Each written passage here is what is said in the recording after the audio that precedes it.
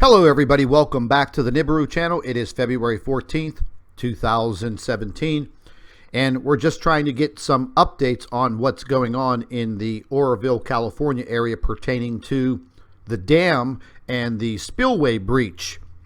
Now, you're looking at some video from CNN and also the evacuated areas, and I believe it was just two counties, Butte and Yuba counties, and as you can see, these are quite large counties. I think it was about 188,000 people who were displaced.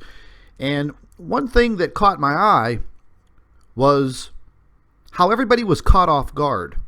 And I know I heard a lot of reports about, elderly people not having any place to go, not knowing what to do. And also there was a big run on gas stations and things of that nature. So this is what I mean, folks, about being prepared, having some type of emergency plan for yourself and you and your family, because this is very important, especially in a situation like this when you really didn't have a lot of time. Now, officials did do a pretty good job of getting people situated. However, I did hear there was a lot of tensions on roadways, dealing with traffic jams and things of that nature. But from what I hear, everything went decently smooth. But what we're going to be looking at now is the next weather pattern that is coming into the state.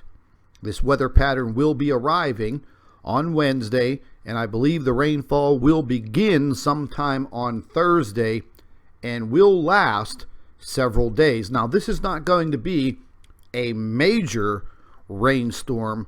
However, under the current situations, dealing with this dam and the damaged spillway, the opportunity for this disaster to continue forward is definitely there.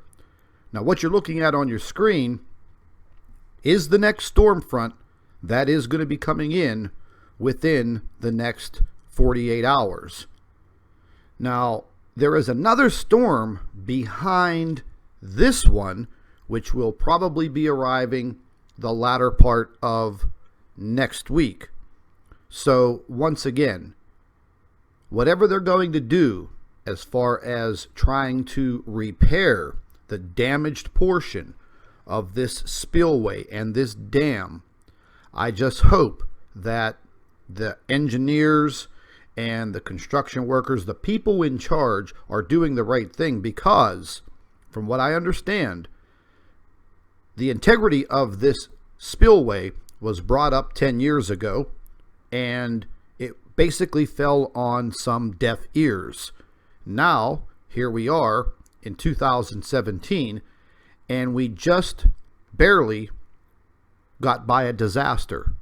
But again, like I've stated, the residents of Oroville and the southern communities are not out of the woods just yet. Something that I did want to take a look at was the dam itself and the whole geographical area. Now, for a lot of us that don't live in California and live in this area, I wanted to show you from Google Earth all of the mountain ranges that are to the northeast of Oroville.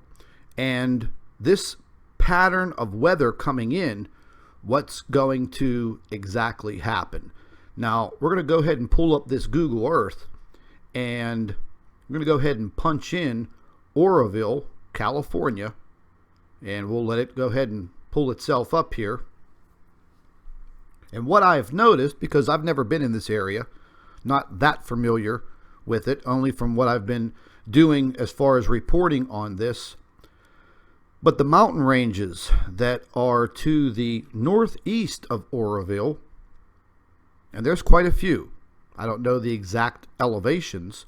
However, the rain pattern, the weather pattern that's going to be coming in, a good bit of it is going to be just north of the Oroville area into these mountains.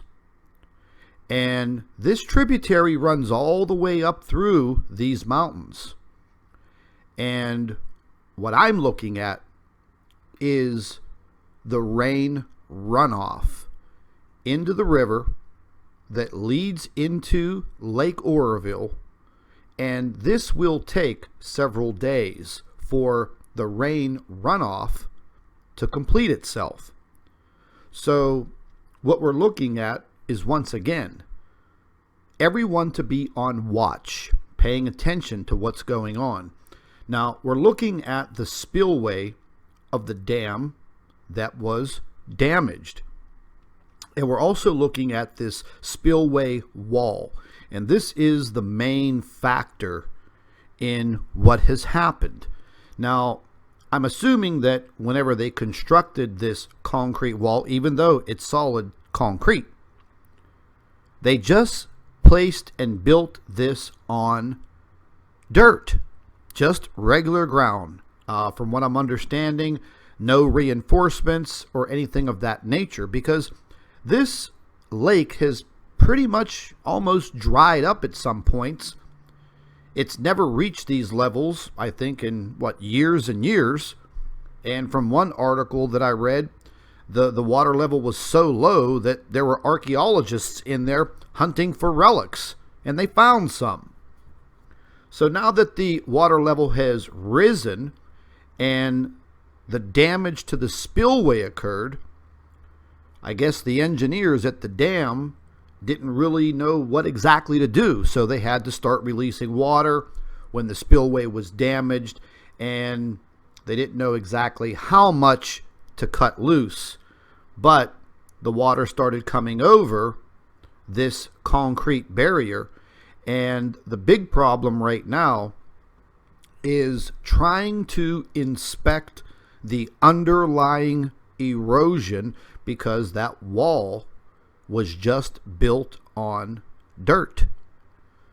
And once again, I'm not that familiar with this area, but from watching the video and looking at a lot of photographs, it seems that this type of soil is kind of sandy, possibly very loose. So water erosion is going to wash that dirt away with absolutely no problem. Now, might have been a different situation if the soil content was more of a clay and a lot of bedrock, but it seems like it's kind of a sandy material.